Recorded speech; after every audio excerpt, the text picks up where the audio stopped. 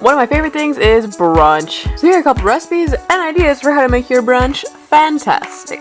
First thing I'm going to do is show you how I make potatoes. What you're going to need is a tablespoon or so of olive oil, some peppers, an onion if you're cool with those, and Havarti cheese on top. Obviously you're also going to need potatoes and throw in some garlic. Set your stove on high and put a pot of water on to boil.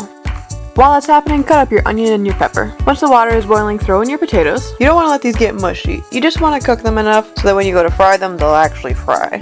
I left mine in there for about 10 to 12 minutes.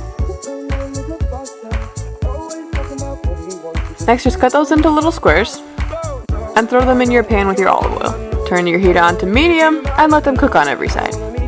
After 10 minutes or so, throw in your onion, then 2 minutes later your garlic, and finally, depending on how raw you like these, throw in your pepper.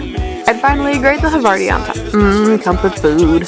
Next on the agenda are these little stacks of pancakes. Instead of just using normal toothpicks, I like to snazz mine up a little bit. To do this, you're just going to want some paper, some toothpicks, a hot glue gun, some ink for some stamps, and any stamps of your choice. I went with flowers. All you're going to want to do is stamp the paper a bunch of different times with different colors and stamps and whatever you want. Next, just cut out your shapes.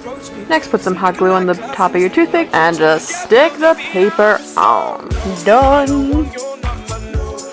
I didn't have some secret homemade recipe for these pancakes. I just used the first one that popped up on the internet, but just pour little tiny mini baby pancakes onto your griddle and make little tiny stacks. Now use your fancy toothpicks to stab through them. Too cute! Lastly, for food, are some mini crustless quiches.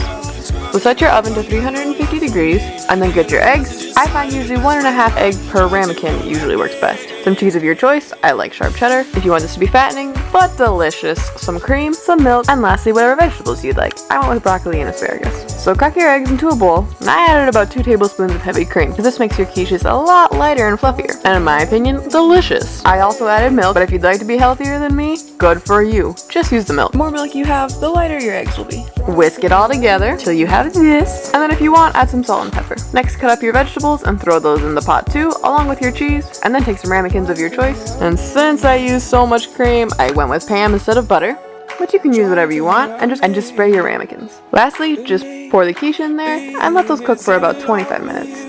Here's a really easy way to spice up your napkins. All you're going to need is some scissors, some scrap fabric, and a napkin. Cut your fabric about 1 inch wide. Then just pinch the middle of your napkin and fold it over like an accordion, or as I like to call it, a bow tie. Then fold your fabric in half and just tie it around the center of the napkin. Trim off the extra bits, straighten out your bow a little, and ta-da, you have a super fancy napkin. Your guests will be all, oh my god, what a cute napkin. That's it for this video, but I hope that these ideas helped and give you some inspiration for a wonderful brunch.